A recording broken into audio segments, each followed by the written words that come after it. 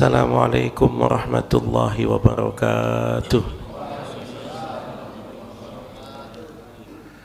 Alhamdulillah, wassalatu wassalamu ala rasulillah Sayyidina Muhammadin, Allahumma salli wa sallim wa barik alaih, ibni Abdillah wa ala alihi wa sahbihi wa mawalah wa man tabi'ahu ila yaumil qiyamah, wa la hawla wa la quwwata illa billahi, amma ba'd.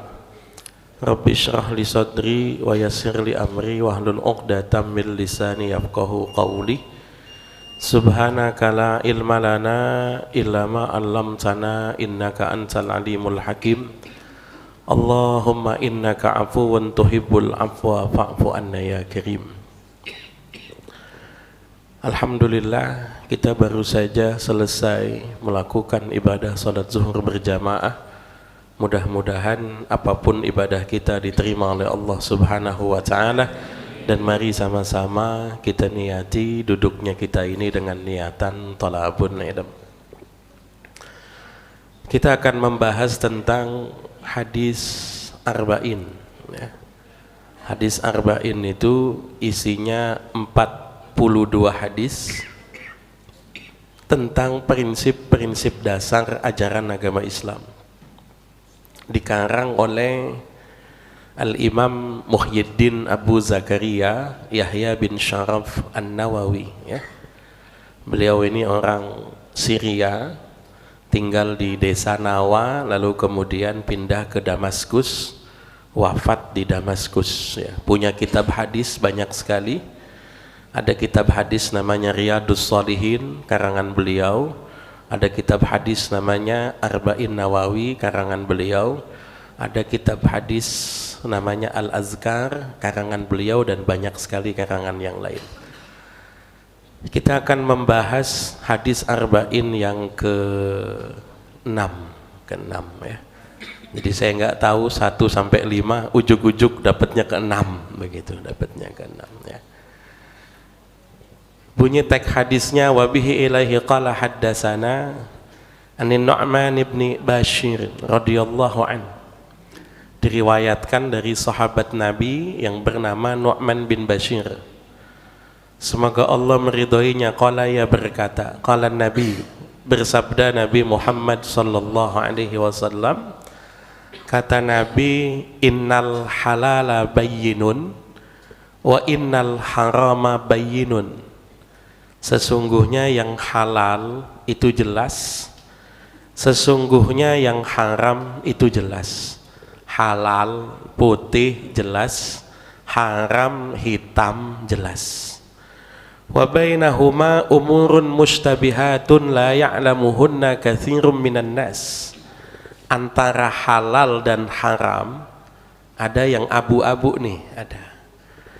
Antara halal dan haram ada wilayah yang samar yang orang banyak tidak mengetahuinya, kata Nabi itu. Pamanit taqas syubuhati, barang siapa yang menghindari syubhat, faqad istabro'a li dinihi wa irdih, maka sungguh ia membersihkan agama dan kehormatannya. Wa man waqa'a fi syubuhati waqa'a fil haram, yang jatuh pada syubhat maka jatuh pada yang haram. Karra'i yar'a hawlal hima yushiku ayyaqa'a fihi aw yushiku ayyarta'a fihi. Seperti orang yang mengembala di samping tanah terlarang, maka khawatir jatuh di dalamnya. Ala inna himallahi maharimuhu, ingatlah bahwa larangan Allah adalah hal-hal yang haram.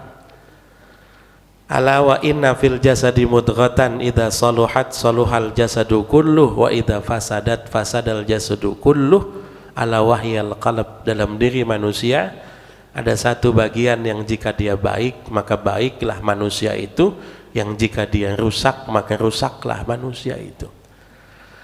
Ada dua hal dari hadis Nabi ini, satu masalah syubhat dan yang kedua masalah hati. Syubhat itu apa? Samar. Samar itu apa? Yang belum jelas halal dan haramnya. Apa ini halal? Jelas. Apa ini haram? Apa ini nah, belum bisa jawab tuh ya. Kadang-kadang ada yang ngomongnya ini halam katanya tuh. Kalau halam itu ya setengah halal setengah haram, halam itu ya. Patokannya halal itu apa? Patokannya halal itu ma dallad dalilu ala khillihi, yang Allah sebutkan halal atau yang Nabi sebutkan halal, sesuatu yang baik-baik. Makanya kadang-kadang halal itu disebut dengan halalam thayyiba, halal yang baik. Halal itu dua macam.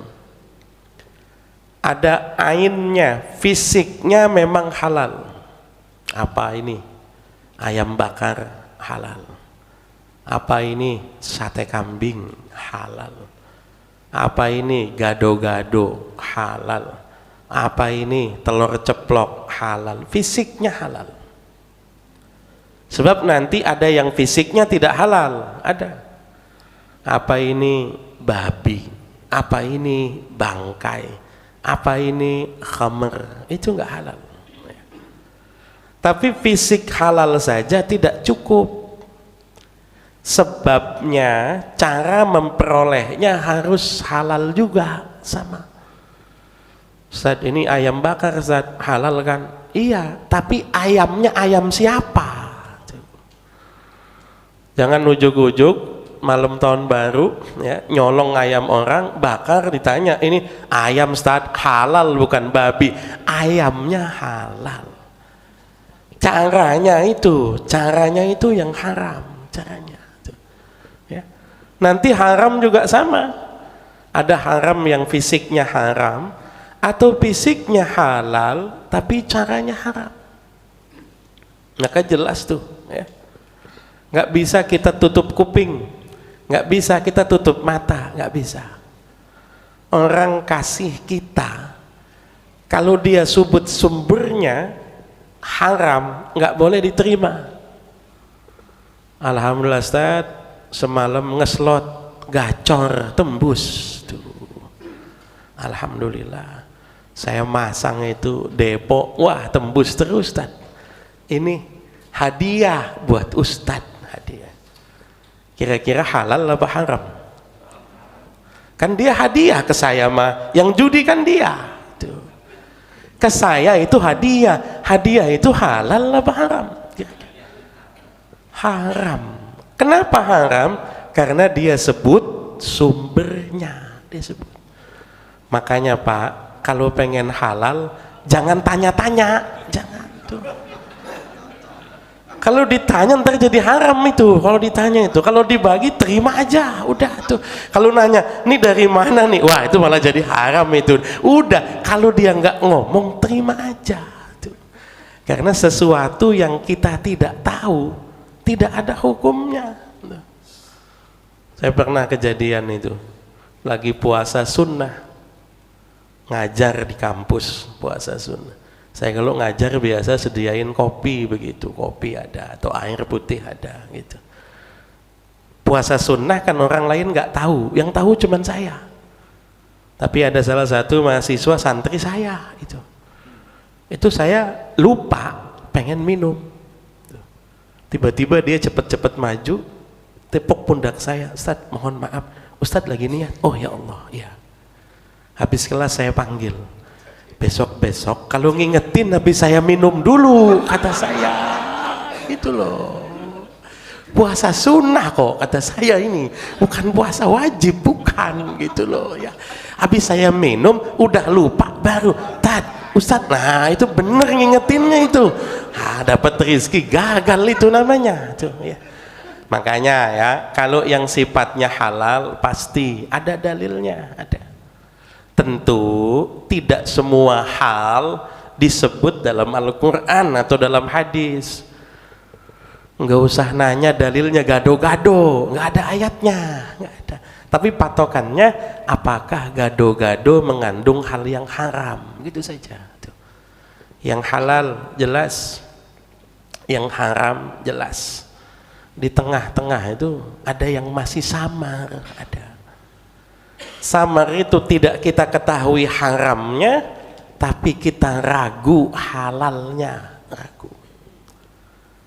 Biasanya mohon maaf ini contohnya, barang-barang yang dijual di bawah harga pasarnya. Wah, itu kan agak-agak subhat itu. Orang jual daging misalnya 120, 130, ini kok jual daging 70. Daging apa ini? Kan gitu. Anak kecil tiba-tiba jual HP, harganya murah. Bang, mau HP enggak bang? Murah ini bang, HP-nya. Berapa? Ini HP-nya 700.000. iPhone 14 kok 700.000 ini. Iya bang, BU. Waduh, bukan soal BU-nya, punya siapa ini? Punya siapa? Punya siapa? Ya.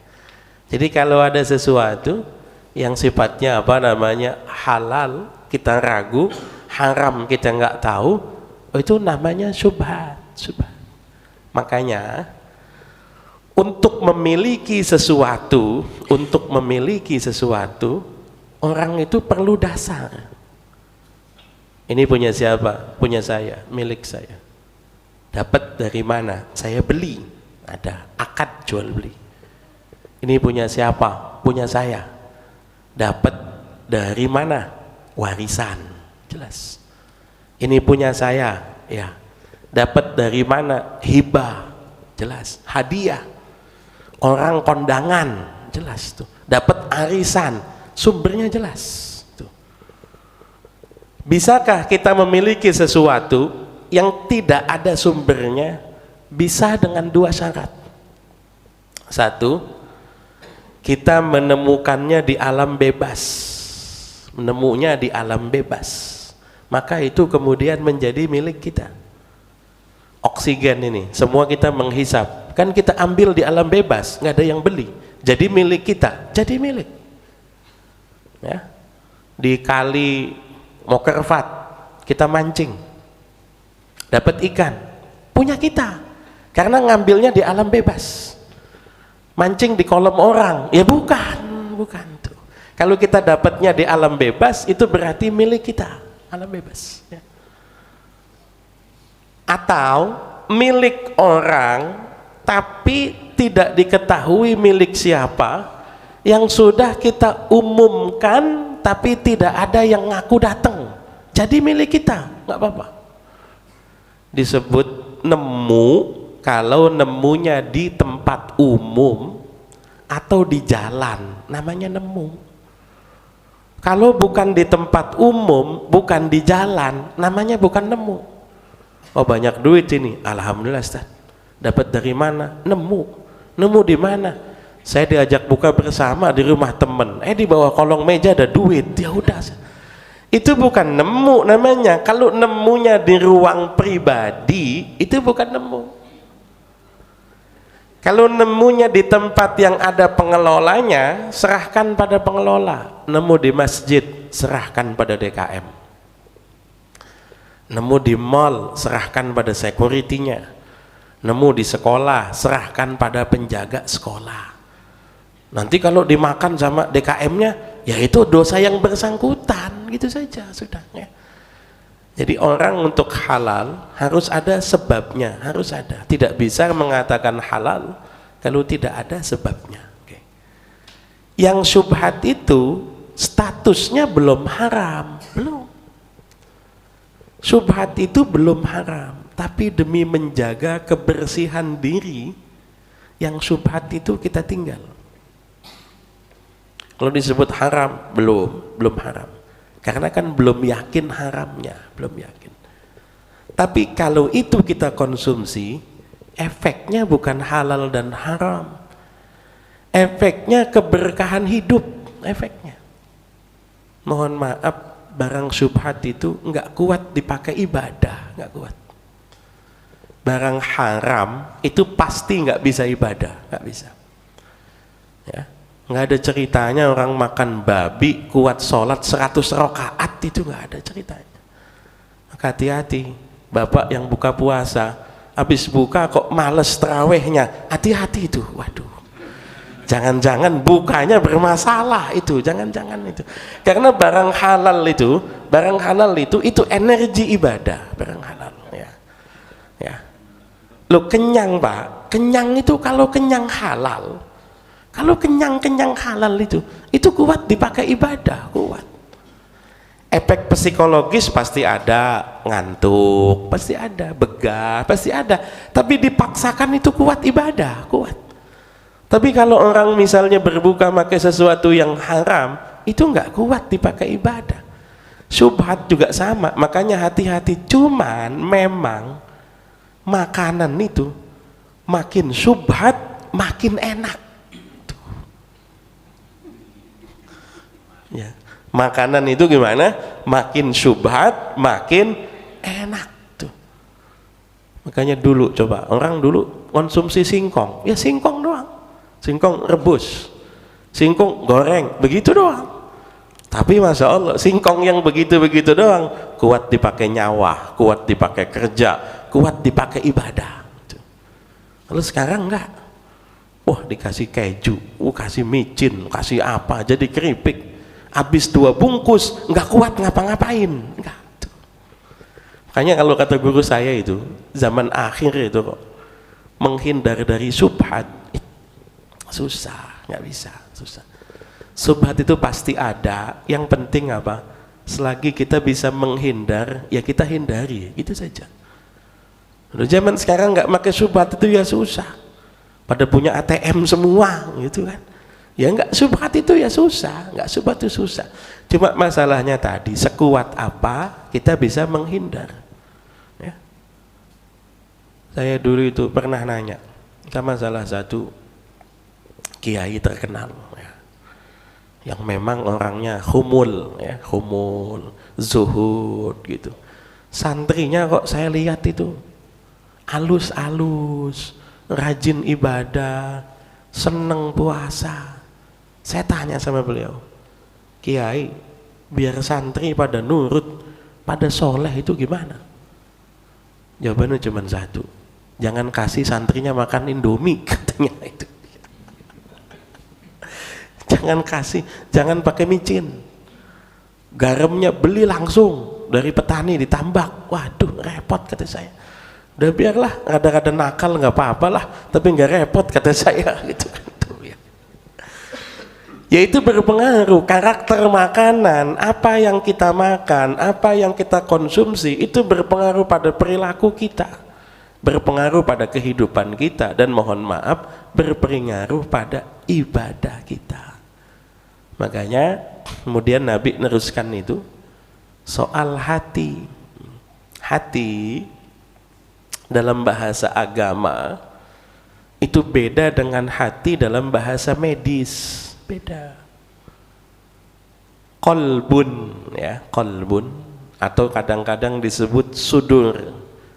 Innallaha alimum bidzatis sudur, atau kadang-kadang disebutnya fuad, sama itu. Qalb, as-sadr, al-fuad itu maknanya sama, hati.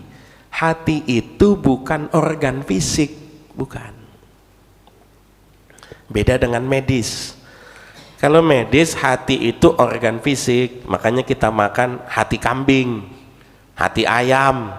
Ada orang kena penyakit kanker hati, ada orang kena penyakit liver, itu fisik gitu. Tapi kalau hati yang dimaksud dalam bahasa agama adalah satu tempat dalam tubuh di mana semua emosi dan perasaan kumpul di situ. Dan mohon maaf, bumbunya manusia itu di situ semuanya, di situ semua. Iman ada dalam hati, yakin ada dalam hati, cinta, cemburu, sedih, gembira, bahagia, takut, was-was, cemas, gelisah, itu semua adanya dalam hati. Jadi hati itu tempatnya emosi dan perasaan kumpul. Saya kasih contoh sederhana. Bapak lagi jalan, ngelewatin temen-temennya yang lagi ngomongin bapak. Wah, si Anu tuh kerjaannya nggak beres, cari muka aja depan bos, Wah, dijelek-jelekin, dia nggak tahu kita lagi di situ. Yang denger mana Pak? Kuping. Yang sakit mana? Hati.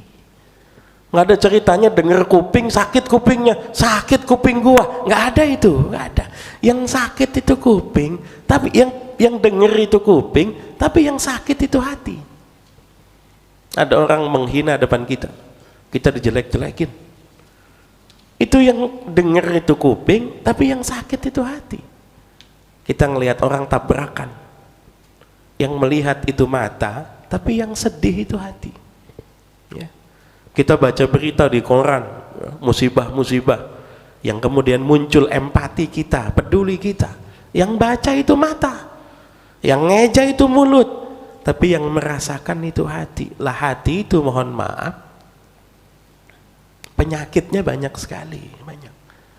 Lalu penyakit fisik, alhamdulillah, dunia kedokteran makin maju. Penyakit fisik, sakit mata, ada spesialis mata.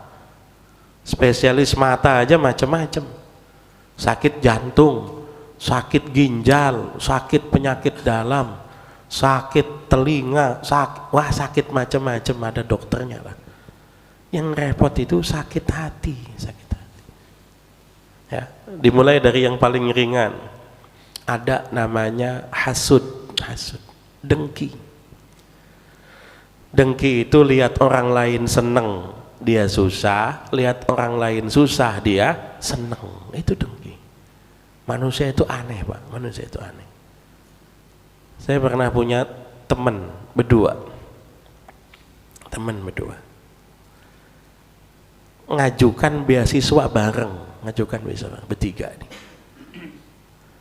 Nah, udah ngajukan, ngurus berkas, apa segala macam, ngajukan, tes tulis, interview segala macam. Tiba-tiba pengumuman. Ketika pengumuman dari 400 orang itu, saya cek nama teman saya nggak ada. Sedih Pak, Masya Allah. Ini kawan, ngurus bareng gitu kan. Kemana-mana bareng, ngaplai beasiswa bareng, saya kok lulus, dia nggak lulus. Susahnya luar biasa, susah. Sedih hati saya. Tinggal dua nih, saya sama teman saya yang lulus. Ketika saya dan teman saya lulus, saya lihat nama saya, nomor 6. Nama teman saya nomor 2, susah lagi aja saya itu, susah tuh.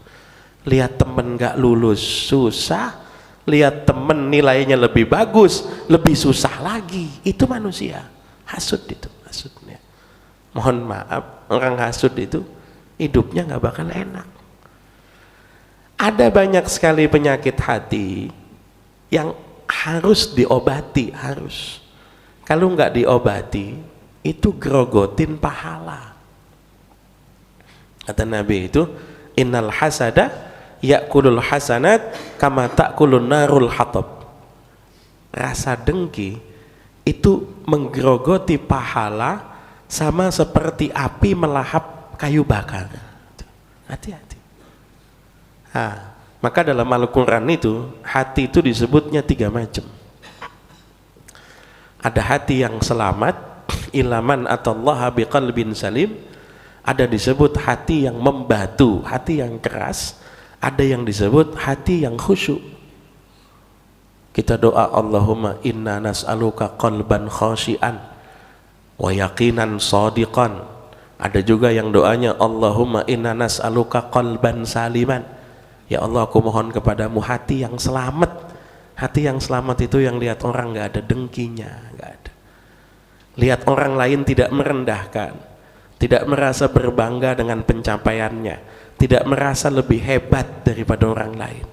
Makanya nanti orang yang hatinya baik gitu, kalau ada orang maksiat, itu yang dibenci maksiatnya, bukan orangnya. Kalau ada orang melakukan kejahatan, yang dibenci itu tindak kejahatannya, bukan orangnya, bukan. Saya punya teman, udah jadi kiai, orang Madura. Kiai di Madura itu, Masya Allah, Yang datang itu bukan cuma santri, bukan. Penjahat-penjahat itu datangnya ke kiai juga sama. Kiai, saya habis bunuh orang, minta amalan supaya nggak ditangkap. Kiai, saya ngirim barang ilegal, minta doanya supaya nggak ditangkap. Saya pernah main ke rumahnya, pas lagi main ke rumahnya, itu lagi dengar percakapan yang meskipun saya tidak paham 100%, tapi saya bisa saya bisa mengira-ngira maksudnya ini. Selesai orangnya pulang, saya ngobrol sama beliaunya, saya bilang, ente ini Masya Allah ya, tamunya macam-macam, kata saya. Kalau saya tamunya kalau bukan santri paling ya yang sakit-sakit itu. Sakit-sakit, wanita hamil, orang yang ribut mulu, orang yang mau cerai, itu yang tamu datang. Tapi saya belum pernah datengin nama penjahat datang ke saya mau ditangkap polisi, minta amalan supaya nggak ditangkap, gitu kan. Dia bilang, ya gimana lagi, orang datang, masa kita tolak tuh. Tapi kalau saya satu aja, kata dia, satu saja. Kalau membunuh pasti salah lah, kalau dosa pasti dosa, kalau haram pasti haram. Tapi daripada orang itu datangnya ke tempat lain, hatinya kan nggak tenang. Kalau datangnya ke saya itu pesannya cuma satu, yang penting kamu sholat, kamu zikir, pasrah sama Allah. Ya nanti kok ketangkep atau nggak ketangkep itu urusannya Allah. Jadi kalau soal membunuhnya, ya salah itu pasti, haram itu pasti, tapi jangan sampai setelah dia maksiat dia ninggalkan ibadahnya. Itu yang saya salut itu ya. Bahkan saya pernah nemu, mohon maaf, wanita nakal PSK datang ke dia minta amalan supaya laris. Orang jual apem datang ke kiai, coba itu datang ke kiai ya. Kiai ini mohon doanya biar laris, biar banyak tamunya, biar apa segala macam itu sama teman saya itu. Ya udah baca ini ya, tapi jangan lupa sholat, jangan lupa ngaji, jangan apa. Beliau bilang sama saya, ya kalau perbuatannya sudah pasti haram lah, itu nggak usah ditanya, anak kecil juga pak. Tapi masih mending dia datang ke kiai, dinasehatin tetap sholat, dinasehatin tetap ngaji, dinasehatin tetap zikir, itu masih mending daripada dia datangnya kemana lalu kemudian nggak sholat, nggak ngaji. Karena saya kalaupun nyuruh berhenti nanti puyeng, dia minta makannya sama saya. Misalnya nasihat, kamu berhenti ya, ya kiai saya berhenti, nanti saya makannya gimana? Loh, saya juga nggak mampu kok nafkahi dia, gitu kan. Kalau haram pasti haram. Nah itu makanya kemudian apa? Makanan kita, apa yang kita konsumsi itu berpengaruh dengan tindak laku kita. Tadi saya bilang nyambungnya ke situ. Makanan kok yang dikasih makanan yang halal, makanan yang pasti baiknya, itu keberkahannya timbul. Nah, ini saya tutup dengan satu cerita. Wallahu a'lam. Ceritanya valid atau tidak ini wallahu a'lam. Tapi viral, diceritakan di mana-mana. Ada dua ulama ya terkenal. Ada namanya Imam Syafi'i, ada namanya Imam Ahmad. Imam Syafi'i itu namanya Muhammad bin Idris Asy-Syafi'i. Imam Ahmad itu Ahmad bin Hanbal Asy-Syaibani. Imam Ahmad itu secara umur lebih senior daripada Imam Syafi'i secara umur. Imam Ahmad itu gurunya Imam Bukhari, Imam Ahmad. Tapi Imam Ahmad itu ngaji sama Imam Syafi'i, ngaji. Dan Imam Ahmad itu bangga sekali dengan Imam Syafi'i. Imam Ahmad itu pesan sama anak-anaknya, pokoknya tiap hari kita doakan Imam Syafi'i, karena gara-gara Imam Syafi'i maka orang jadi paham agama semuanya. Imam Syafi'i itu tinggal di Baghdad, Imam Ahmad tinggal di Baghdad. Satu waktu Imam Syafi'i pindah ke Mesir, pindah. Imam Ahmad setiap hari masih mendoakan Imam Syafi'i, sampai Imam Ahmad itu dapat kabar Imam Syafi'i mau ngunjungi Baghdad dengan pengen mampir ke tempat Imam Ahmad. Ahmad, nanti saya mampir ke tempat kamu ya. Oh, bahagia sekali itu, mau dimampiri sama gurunya, ngomong sama anak-anaknya, kamu masak yang enak, siapkan kamar yang bagus, Imam Syafi'i mau ke sini nanti. Imam Syafi'i datang siang-siang, datang disuguhin makanan. Anaknya mikir, ayah saya itu puasa sunnah, gurunya pasti puasa juga. Imam Syafi'i itu ketika ditawarin makan, makan. Imam Ahmadnya puasa, Imam Syafi'i nggak puasa, nggak. Mulai anaknya banding-bandingin, hebatan baba gua puasa, gurunya nggak puasa, nggak. Makan, udah makan, habis nambah lagi, nambah Imam Syafi'i itu. Malamnya begitu lagi, malamnya Imam Ahmad itu, masya Allah, sholat malam doain Imam Syafi'i. Yang didoain Imam Syafi'i lagi tidur. Anaknya kesel, ini katanya hebat, puasa enggak, sholat malam enggak. Subuh makan lagi, sarapan pagi, Imam Syafi'i pamitan pulang. Anaknya itu timbul pertanyaan dalam hati, bagaimana mungkin ayah saya tiap hari mendoakan yang model begini tiap hari. Imam Syafi'i kemudian bilangnya apa? Ahmad bin Hambal, rumah kamu ini berkah sekali. Sebelum tidur saya itu punya 13 permasalahan yang tidak mampu saya jawab. Begitu bangun tidur 13 masalah clear semuanya, ketemu jawaban. Kata Imam Ahmad ngomong sama anaknya, lihat itu Imam Syafi'i, tidur doang masalah selesai, tidur doang. Kata Imam Syafi'i, yang aku dapatkan ini karena keberkahan yang ada pada makananmu. Makanan yang halal kita konsumsi, berkah diri kita, bukan cuma berkah, berpengaruh pada keluarga dan anak-anak kita. Wallahu a'lam bissawab. Ya.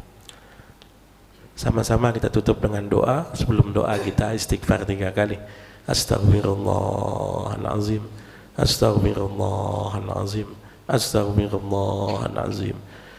Bismillahirrahmanirrahim. Alhamdulillahirabbil alamin, hamdan yuwafi ni'amahu yukafi mazidah. Rabbana lakal hamdu kama yanbaghi li jalali wajhikal karim wa 'azimi sultanik.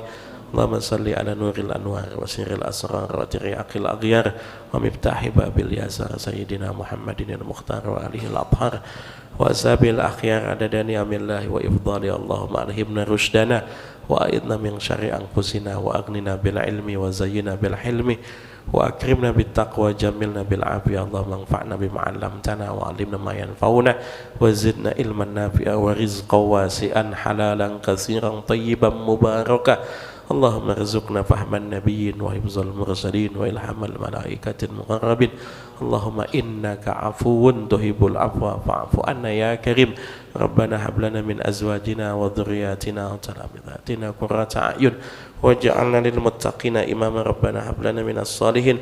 Rabbana atina fid dunya hasanah wa fil akhirati hasanah wa qina adzabannar. Sallallahu ala sayyidina Muhammad wa ala alihi wa sahbihi wa sallam. Da'wahum biha subhanakallahumma wa tahiyyatuhum biha salam wa akhiru da'wahum alhamdulillahi rabbil alamin. Assalamualaikum warahmatullahi wabarakatuh.